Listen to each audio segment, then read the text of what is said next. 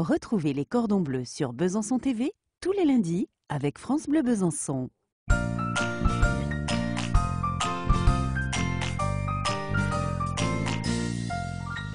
Bonjour à tous, cette semaine nous allons réaliser un velouté de potimarron au pistil de safran et pour réaliser cette recette j'ai invité Patrick Kazmarek qui est installé à Breurel-les-Favernets en Haute-Saône.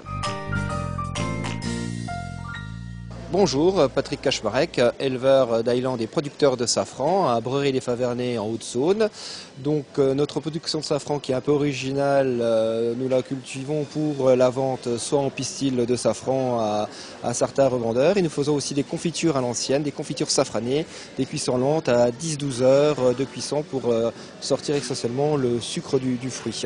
Et oui, le safran c'est une épice très particulière qu'on peut trouver notamment chez Andélis, ici au marché couvert qui est mon revendeur privilégié sur ce marché et sinon directement en vente à la ferme. Pour réaliser cette recette, il vous faut du potimarron, des échalotes, de l'ail, des racines de gingembre, de l'orange, du lait de coco, du jus de volaille, de la crème liquide, des craquelins de Montbozon, du safran et de l'huile d'olive. Pour réaliser cette recette, la veille, vous allez faire infuser la moitié du safran dans 75 g de crème. Lavez et videz le potimarron sans l'éplucher, le couper en gros cubes.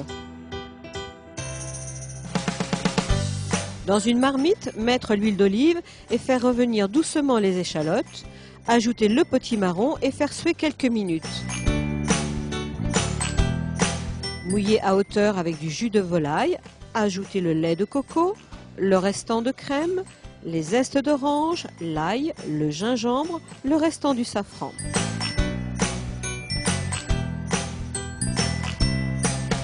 Laissez cuire à couvert pendant 30 à 45 minutes. Le potimarron doit être bien cuit.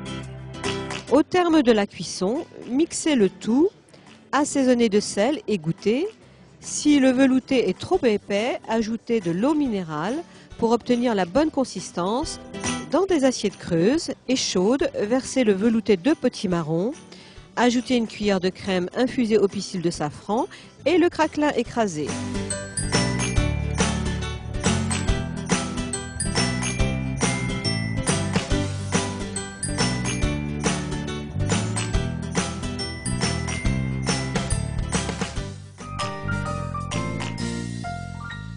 Le petit conseil du chef, si vous avez acheté un potimarron qui est bio ou qui vient d'un producteur que vous connaissez bien, inutile de l'éplucher.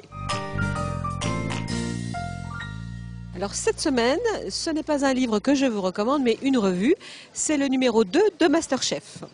Vous manquez d'idées pour les fêtes ? Vous en trouverez dans ce magazine avec les 4 derniers candidats de l'émission Masterchef, mais aussi avec des recettes de dessert de Philippe Conticini, des tours de main de Philippe Gobet de l'école Le Nôtre et de bonnes adresses.